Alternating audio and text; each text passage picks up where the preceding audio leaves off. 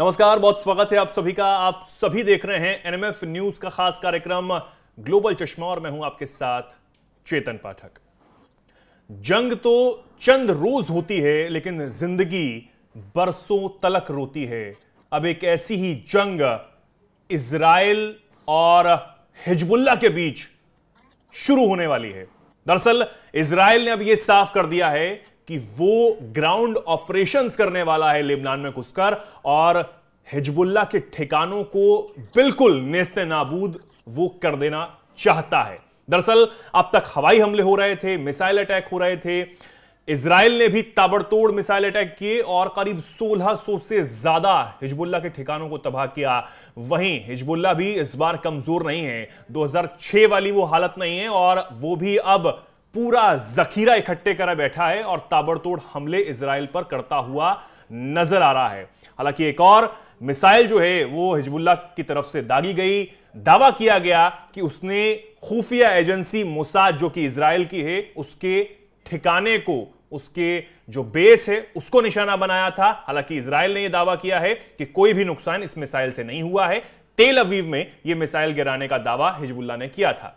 अब इसके बाद जो इजराइल है वो गंभीर होता हुआ नजर आ रहा है और उसने साफ कर दिया है कि हिजबुल्लाह को इस बार साफ करेगा जिस तरीके से हमास को किया है। एक तरीके से कसम खा ली है। लेकिन अमेरिका ने अब बीच में आकर यह कहा है कि आप सीज फायर करिए, आप इस युद्ध को रोकिए, लेकिन इजराइल इस मूड में नहीं है। इन तमाम बातों पर हम बात करने वाले हैं कि आखिर अब क्या कुछ होने वाला है, क्या आगे भीषण जंग देखने को मिल सकती है। हमारे साथ निपुण जी जुड़ गए हैं, विदेश मामलों के जानकार हैं। हम इनसे बात करते रहते हैं, जानते रहते हैं कि आखिर दुनिया में क्या कुछ चल रहा है और अब इस मुद्दे पर भी जानेंगे कि आखिर आगे क्या कुछ हो सकता है। निपुण जी, क्या कुछ कहेंगे? तबाही का मंजर हमें देखने को मिल रहा है। लेबनान में जो लोग हैं, जो हिजबुल्लाह हैं, उनके ऊपर ताबड़तोड़ हमले किए जा रहे हैं इजराइल की तरफ से।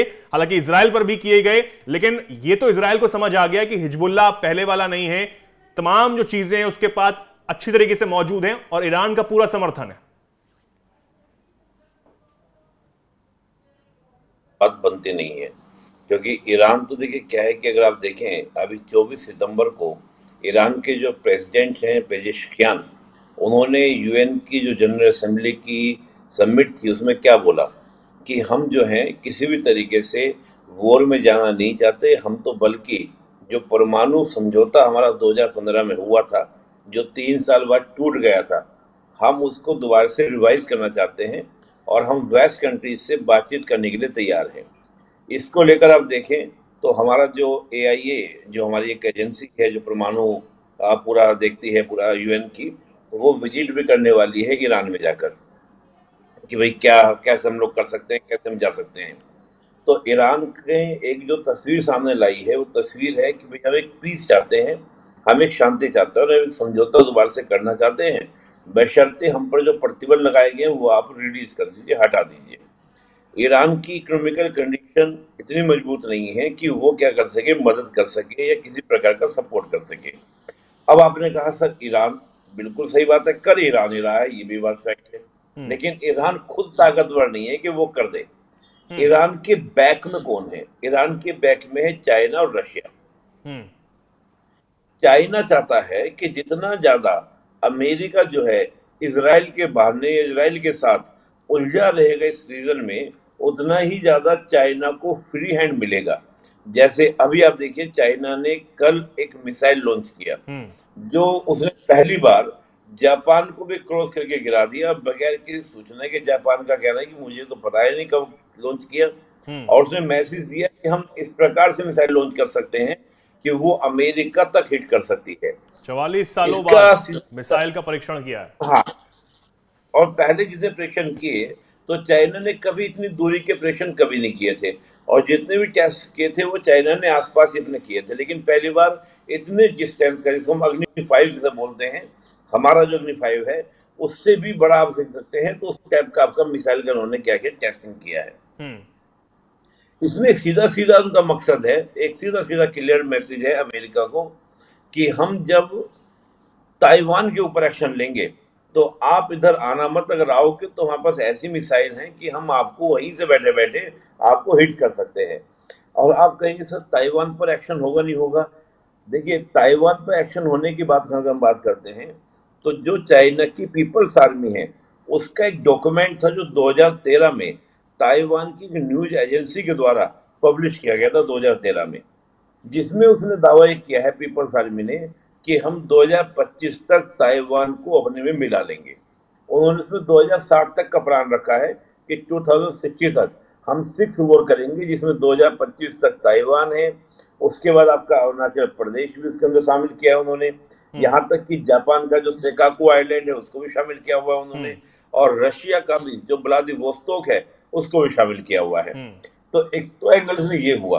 तो बात यह है कि ईरान इतना नहीं है। अब एक तो बात ये, दूसरा क्या है कि जो मिसाइल की बात हुई है कि जो तेल अवीव पर मारा गया हिजबुल्ला के द्वारा, अब इसमें दो दावे हैं। इसराइल तो ये कह रहा है कि हमने उसको हिट ही नहीं करने दिया, हमने उसको डिस्ट्रॉय कर दिया। अब लेबनान का कहना यह है, हिजबुल्ला कहना यह है कि हमने तो सीधा सीधा जो उनकी मोसाद है उसके हेडक्वार्टर पे मारा है। हालांकि मोसाद का हेडक्वार्टर कहाँ पर है आज तक किसी को नहीं पता है कि मोसाद का हेडक्वार्टर है कहाँ पर। अब उन्होंने मारा है, जैसा भी है, दोनों के आरोप प्रत्यारोप है। लेकिन हम ये बात जरूर देख रहे हैं कि कई दिनों हिजबुल्ला के ऊपर इसराइल के द्वारा हमले किए जा रहे हैं और हिजबुल्ला के द्वारा भी इसराइल के ऊपर हमले हो रहे हैं। अब इसको देखिए आप, जब भी इस प्रकार के हमले होते हैं, जैसे इसराइल ने ताबड़तोड़ हमले किए हैं हिजबुल्ला के ऊपर, तो जो सदर्न हिजबुल्ला है उसके ऊपर, यानी कि सदर्न जो लेबनान है जहां पर हिजबुल्ला एक्टिव है, उस एरिया के ऊपर क्या करेगा इसराइल, अब ग्राउंड वॉर की क्या कर रहा है, तैयारी कर रहा है। और ये आप देखिए, इसराइल के जो आर्मी के चीफ है उन्होंने साफ कह दिया है कि हम बहुत जल्दी ही ग्राउंड इन्वेजन करने वाले हैं हिजबुल्ला के अंदर, और हम डिस्ट्रॉय कर देंगे, खत्म कर देंगे हिजबुल्ला को। और जहां जहां उसका एरिया है, उसके लिए क्यों जरूरी है, क्यों जरूरी है, पहला रीजन सुनिएगा। पहला कारण ये है कि जब से ये वॉर स्टार्ट हुआ इसराइल के अंदर, इसराइल पहले जब हमस को मार रहा था, यानी कि आपका गाजा स्ट्रिप में मार रहा था, तभी उसी समय क्या होता है, आपका स्टार्टिंग शुरू होता है आपका हिजबुल्ला के द्वारा भी। हिजबुल्ला लगातार ये कह रहा था कि हम जितने भी मिसाइल हमले कर रहे हैं वो हमस के सपोर्ट में कर रहे हैं, हमस को समर्थन देने के लिए कर रहे हैं। इसका परिणाम ये निकला कि जो नॉर्थ गाजा है, नॉर्थ इसराइल जो है, नॉर्थ इसराइल से काफी बड़ी संख्या में लोग वहां से हटे हैं, उनको वहां से क्या करना पड़ा, अपनी जगह से वहां से हटना पड़ा। और काफी बड़ी संख्या में नर्दन जो आपका इसराइल है वो खाली हो गया है। अब इसराइल यहाँ पे ये कहता है कि एक तो हम पहले घुसेंगे लेबनान के अंदर, और जो साउथ लेबनान है जहाँ पे हिजबुल्ला है उसका सफाया करेंगे। सफाया करने के बाद जो अपने हमारे कौन हैं, जो हमारे इसराइल के नॉर्थ इसराइल के जो लोग जिन वहां से हट गए हैं उनको दोबारा रीसेटल करेंगे।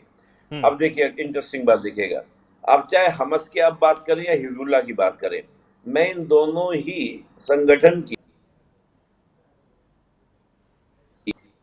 मैं इन दोनों ही ऑर्गेनाइजेशंस की क्या देख रहा था, वेबसाइट देख रहा था।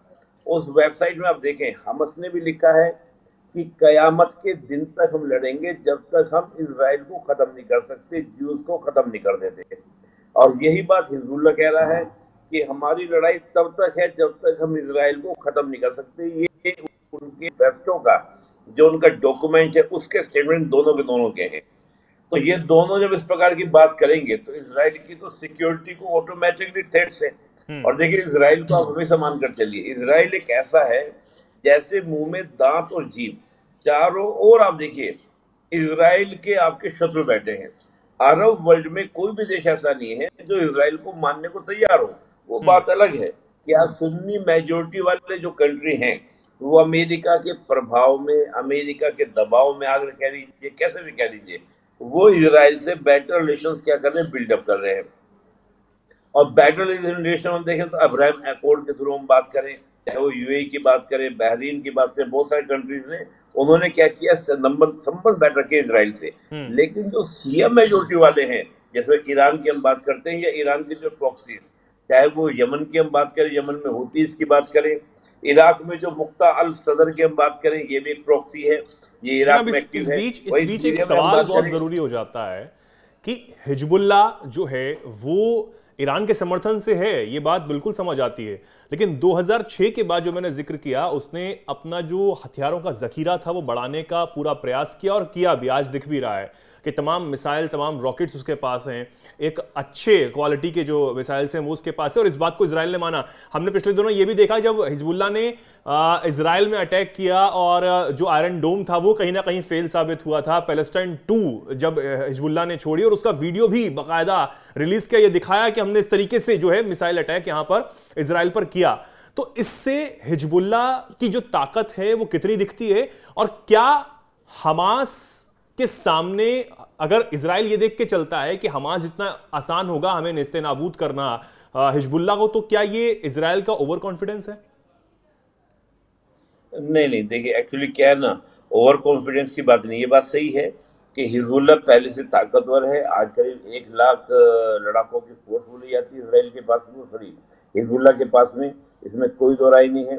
करीब 1.5 लाख की संख्या में उनके पास मिसाइल माने जा रहे हैं, यहाँ तक कि उनके पास ड्रोन तक और यहाँ की इजरायली सेना ने यह भी दावा किया है कि लेबनान में घरों में जो रॉकेट्स हैं, जो मिसाइल हैं, वो हिजबुल्लाह के लड़ाकों ने छुपा के रखे थे।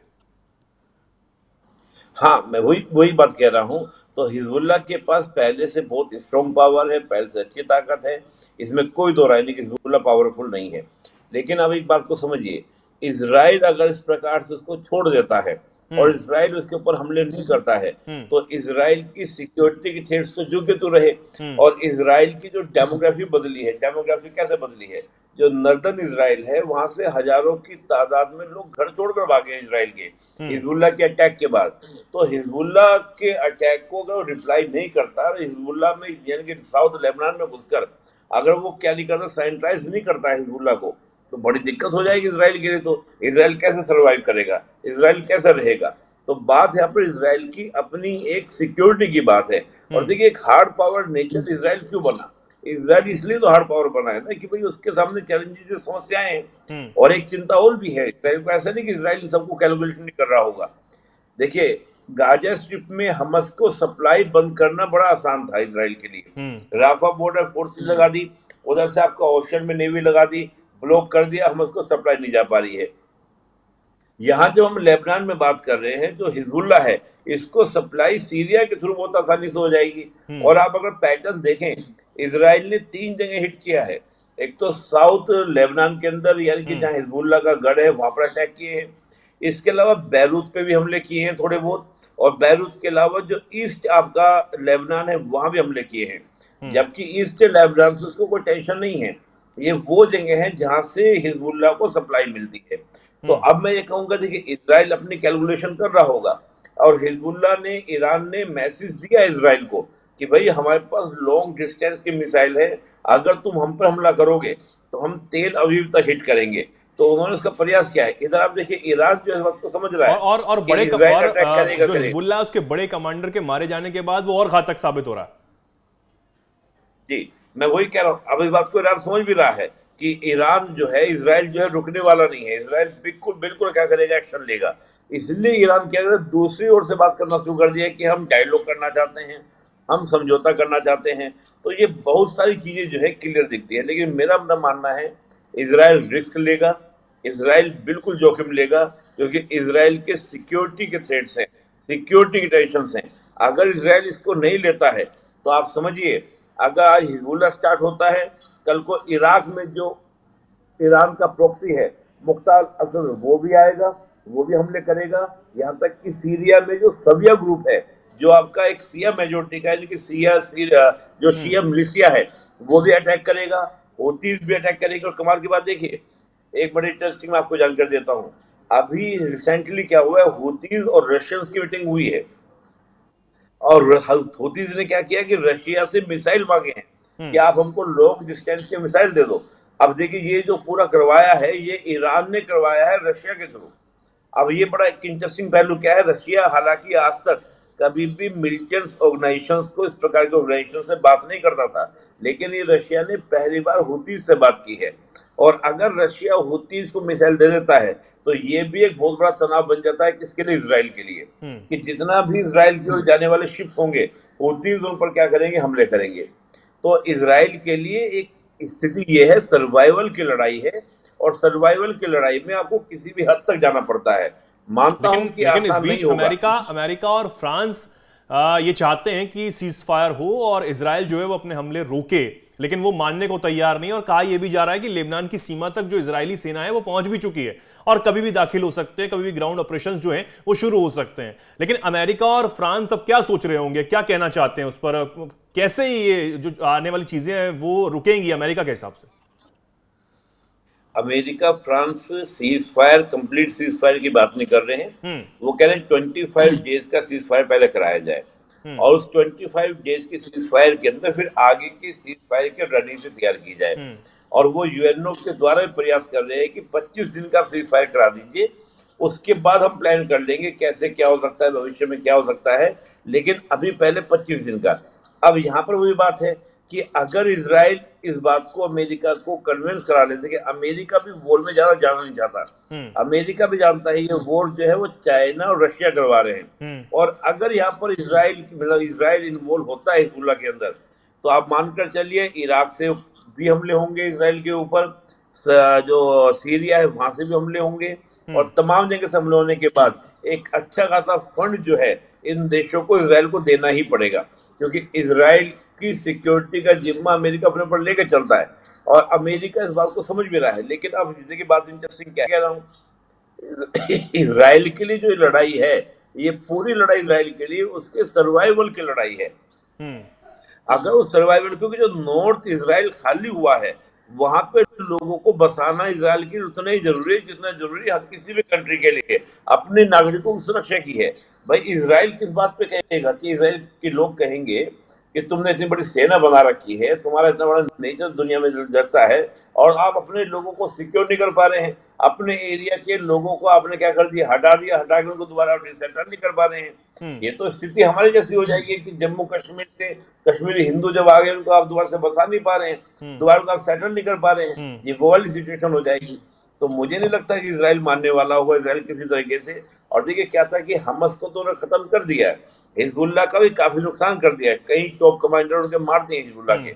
अब एक दो उनके और जो मेन रह गए हैं उनको हिट करना है, और जैसे वो हिट होंगे तो नीचे का पूरा संगठन इतना मजबूत नहीं होता। और देखिए जिस प्रकार से उसने हमले किए, खौफ पैदा किया हिजबुल्लाह के अंदर, क्या खौफ पैदा किया है, वॉकी टॉकी, अब देखिए जो वो पेजर्स हैं उनके थ्रू जो वो हमले हुए 1500 करीब, क्या उनके जो सोल्जर है वो काम ही नहीं कर पा रहे, वहां पे क्या सैनिक डरे हुए हैं हिजबुल्लाह के, पता नहीं किस चीज में बम फिट हो, इसमें बम ना हो, उसमें बम ना हो, कम्युनिकेशन उनका फेल कर दिया है। वो मोबाइल तो यूज करते थे, पेजर यूज करते थे, कम्युनिकेशन, तो ये एक अफरा तफरी का माहौल जो पैदा कराया इजराइल ने, इसका इजराइल बेनिफिट लेगा और इजराइल सबकी पूरी कैलकुलेशन लेके चल रहा होगा। तो जहां तक मैं और इसके लिए भी पेजर और वॉकी टॉकी जो ब्लास्ट किए गए उसके लिए भी बड़े तैयारी थी और काफी लंबे समय तक ये तैयारी चलती रही खुफिया तरीके से, और उसके बाद ये अटैक हुए। एक और चीज मैं जानना चाहूंगा निपुण जी कि क्या, क्योंकि हमास हमने देखा पिछले दिनों जब हमास से लड़ाई चल रही थी गाजा में, हालांकि हमास को तो सफाया किया है इजराइल ने, तब भी ईरान जो है वो खूब बड़बड़ा रहा था, काफी कुछ कह रहा था। अब ये जो हिजबुल्लाह वाली चीजें चल रही हैं इसमें भी ईरान बहुत कुछ कह रहा है, हालांकि आप बता रहे हैं कि वो डायलॉग अब चाहता है। क्या आने वाले समय में ईरान जो है वो खुलकर सामने आ सकता है इजराइल के खिलाफ? नहीं, देखिए ईरान कभी नहीं आएगा। ईरान अगर खुलकर सामने आएगा तो देखिए ईरान का मकसद क्या है, ईरान का मकसद है मिडिल ईस्ट का पावर बनना, कि मिडिल ईस्ट का लीडर कौन है, वो मैं हूं। और अगर ईरान उस वॉर में कूद जाता है, जम कर जाता है, तो क्या होगा, ईरान के बहुत ज्यादा नुकसान होंगे और ईरान पिछला 20-30 साल पीछे चला जाएगा। एक थोड़ा सा मैं आपको बता दूं बात को, ईरान की जो आज आप टेक्नोलॉजी देखते हैं थोड़ी बहुत, ईरान के पास जो वेपन देखते हैं वो 1979 से पहले के हैं, जब वहां पर क्या था कि आपका अमेरिका के समर्थन वाली सरकार रजा पहलवी हुआ करती थी। आज ईरान के पास जो भी वेपन है वो चाइना रशिया के द्वारा दिए गए हैं, और वो बहुत ज्यादा नहीं दिए गए उनके द्वारा, क्योंकि उनके द्वारा देने में भी क्या था कि अगर ईरान को आप बहुत ताकतवर बनाते हैं तो ईरान कौन सा उनका सगा है कि उनके अगेंस्ट यूज नहीं करेगा। भाई जैसा आपका सेंट्रल एशिया में आप देखिए, सेंट्रल एशिया में वहां पर एक जंग है, वो जंग किसके बीच में है कि चाइना चाहता है कि मेरा इन्फ्लुएंस रहे, रशिया चाहता है मेरा इन्फ्लुएंस रहे, और वहां भी जितने भी वो आपके जो उज्बेकिस्तान है, किर्गिस्तान है, कजाकिस्तान है, ये आपस में भी लड़ते हैं, इतनी कॉन्फ्लिक्ट हैं, और वहां भी वो सिया सुन्नी के कॉन्फ्लिक्ट हैं। तो वहां भी वो इस प्रकार के हमले बढ़ सकते हैं, चीजें बढ़ सकती हैं। तो ईरान की जो आज स्थिति है कि बहुत स्ट्रॉन्ग कंट्री नहीं है, बहुत ताकतवर, तो इकोनॉमी में स्ट्रॉन्ग है, ना ही वेपन में स्ट्रॉन्ग है। जबकि आप सऊदी को देखेंगे तो सऊदी के पास वेपन तो अच्छे हैं लेकिन लड़ाके अच्छे नहीं है। ईरान एक्चुअली लगातार लड़ता आ रहा है और ईरान की जो ताकत है वो केवल प्रॉक्सीज है। दुनिया में सबसे ज्यादा अगर किसी प्रॉक्सी बने तो ईरान ने बनाए, और ईरान ने उन प्रॉक्सी का इस्तेमाल जितना बेहतर किया है किसी और देश ने किया भी नहीं है। लेकिन दिक्कत क्या है कि ईरान के पास में प्रॉक्सी के अलावा बहुत बड़ी पावर नहीं है कि वो बैठ के क्या कर सके, इजराइल से डायरेक्ट यानी कि फ्रंट टू फ्रंट क्या कर सके, वॉर कर सके। अब इसमें एक चीज और जानने वाली हो जाती है, आखिरी बात, कि आखिर हालांकि आप ये कह रहे हैं कि इजराइल रुकेगा नहीं और इजराइल जो है वो ग्राउंड ऑपरेशंस अब करके ही रहेगा क्योंकि उसकी सुरक्षा की बात है। क्या लगता है कि युद्ध जो है वो भीषण होने वाला है क्योंकि ना ही हिजबुल्लाह कमजोर दिखाई दे रहा है और इजराइल तो कमजोर है ही नहीं। देखिए वॉर तो होगा, अच्छा वॉर होगा, पहले से ताकतवर है। और देखिए मैं थोड़ा सा क्या ना बड़ा वो रहता हूँ कि आपने 1 लाख के सैनिक उनके बोले जा रहे हैं हिजबुल्लाह के, ये बोल रहा है हिजबुल्लाह, और ये किसी देश का अगर हम बात करें जैसे डेमोक्रेटिक सेक्टर वाले कंट्री होते हैं उनके बारे में अनुमान लगाना आसान होता है, सही होता है। अगर कोई कंट्री ऐसा है जिस कंट्री में आपका क्या है कि एक ऑर्गेनाइजेशन, एक टेररिस्ट ऑर्गेनाइजेशन जैसे काम करता है, जो रेडिकल की तरह से काम करता है, वो जो नंबर बता रहा है उस पर विश्वास करना किसी भी देश के लिए बड़ा मुश्किल होता है। क्योंकि ये केवल हिजबुल्लाह के कह देने में मान लो कि भाई उसके पास इतना वेपन है, ये है वो है, इतना उसका जखीरा है, तो मुझे थोड़ा सा फेथ नहीं होता, मुझे विश्वास नहीं होता। और अगर इतना ज्यादा वेपन उसके पास में था तो वो वेट क्यों कर रहा था हमस के समय, जब हमस पर कार्रवाई चल रही थी, वो राइट समय था कि इजराइल हमस से वॉर करने में उलझा हुआ था, तो हिजबुल्लाह का धमकी दे भी रहा था और इतने सारे उसके कमांडर मार भी दिए इसराइल ने, यहाँ तक कि ईरान के प्रेसिडेंट तक को मार दिया इसराइल ने। भाई वो भी जो आपके मरे थे पहले, जो है नाम मिस कर रहा हूँ, ईरान के जो प्रेसिडेंट थे जिसको पेजेश्कियान अब आए हैं, वो भी माना जा रहा है कि पेजर अटैक से मारे गए हैं। उनको पेजर था, पेजर यूज करते थे वो भी। तो उस समय तक ईरान वेट क्यों कर रहा था? ईरान तो कहता हम तोती बजा देंगे। ईरान में अभी जो है आपका हमस के जो लीडर थे इस्माइल हानिया, उनकी आप देखिए वहाँ पे उनकी डेथ हुई ईरान के अंदर, उनकी ईरान की जो कैपिटल है तेहरान के अंदर उनको मारा गया। तो अगर इस प्रकार की स्थिति ईरान की होती तो ईरान हिजबुल्लाह को कहकर बहुत ज्यादा अटैक करवा भी देता, बहुत ज्यादा। तो मैं ऐसा नहीं मानता हूँ कि पूरे नंबर उतने माने जाएं, लेकिन ये जरूर है कि हमस से ज्यादा स्ट्रॉन्ग लड़ाई जो है वो हिजबुल्लाह लड़ेगा, और ग्राउंड बैटल पर हिजबुल्लाह कहीं ना कहीं इजराइल को ज्यादा टक्कर देगा भी। हालांकि हम देखें 3 बार ये आमने सामने आ चुके हैं दोनों। एक मैं इंटरेस्टिंग बात आपको बताऊं, 82 में इजराइल पहली बार आपका लेबनान में घुसा था, जब सदन पूरा जो लेबनान उसको कंट्रोल किया था। फिर 2006 में जो सामने आए थे तो बड़ी संख्या में लेबनानीज मारे भी गए थे। लेकिन एक इंटरेस्टिंग बात यह कि 2022 में इजराइल और लेबनान के बीच में जो ओशियन ट्रीटी को लेकर कॉन्फ्लिक्ट है वो यूएसए के द्वारा सॉर्ट आउट भी करवा दिया गया था। तो अगर यूएसए चाहेगा तो ऐसी भी स्थिति बन सकती है। और एक मुझे बड़ा इंटरेस्टिंग मैं बात कहूंगा, इस लड़ाई को हम इजराइल और हिजबुल्लाह ही कहें तो अच्छा है, इसको इजराइल और लेबनान ना कहें, क्योंकि पूरे लेबनान से लड़ाई नहीं है। हाँ, ये तो बिल्कुल बेंजामिन नेतन्याहू ने साफ कर दिया है कि लेबनान से हमारा कोई लेना देना नहीं है। लेबनान के जो लोग हैं फिलहाल के लिए सुरक्षित ठिकानों पर चले जाएं, क्योंकि अभी ऑपरेशंस चल रहे हैं, हिजबुल्लाह से ही हमारी सीधी लड़ाई है, और उसके बाद जब ये ऑपरेशन पूरे जाते हैं तो आप वापस आ सकते हैं। ये तो बेंजामिन नेतन्याहू ने ही कहा है, ठीक है।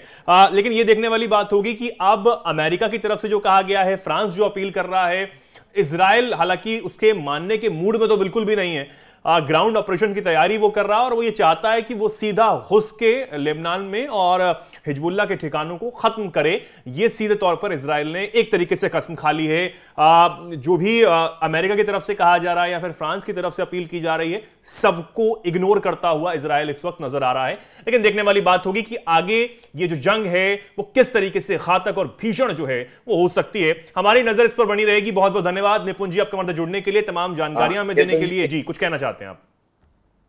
एक लास्ट लाइन में बोल दूं, देखिए जो एक डिप्लोमेसी होती है ना, अमेरिका इजराइल के हमस वाले मामले में इस प्रकार की बातें बोलता था। एक डिप्लोमेसी इसको मैं मानता हूँ। ये डिप्लोमेसी क्या होती है कि सामने से दिखाया कुछ और जाता है, बैक और होता है। अमेरिका खुलकर ये कह सकता है कि वो वॉर का समर्थन करता है, फ्रांस खुल के नहीं कह सकता कि वो हिजबुल्लाह के अगेंस्ट वॉर का समर्थन करता है। लेकिन जब ये वॉर स्टार्ट होगी, यही देखिएगा अमेरिका और फ्रांस इजराइल को पूरा सपोर्ट करेंगे वेपन से। आप इसराइल को सपोर्ट करना बंद कर दीजिए, अपन से इसराइल कर नहीं पाएगा, लेकिन आप सपोर्ट करेंगे तो एक इमेज बिल्डअप रखने के लिए कि नहीं हम वॉर नहीं चाहते, लेकिन आप सप्लाई करेंगे तो वॉर चाहना ही माना जाता है। पीछे की गेट से कुछ और तस्वीर होती है। ठीक है, बिल्कुल बिल्कुल देखने वाली बात होगी कि आखिर इस जंग में आगे क्या कुछ होता है। और क्योंकि एक जंग दूसरी भी चल रही है रूस और यूक्रेन के बीच, वो तो परमाणु बात तक सामने आ चुकी है, उसमें भी क्या कुछ होगा, तमाम जो विदेशी चीजें हैं या फिर जो भी गतिविधियां हैं उन पर हमारी नजर जरूर बनी रहेगी। आप भी हमारे साथ जुड़े रहिए और इस वीडियो को ज्यादा से ज्यादा शेयर करें और ऐसी ही तमाम जानकारियों के लिए, खबरों के लिए जुड़े रहिए एनएमएफ न्यूज के साथ। नमस्कार।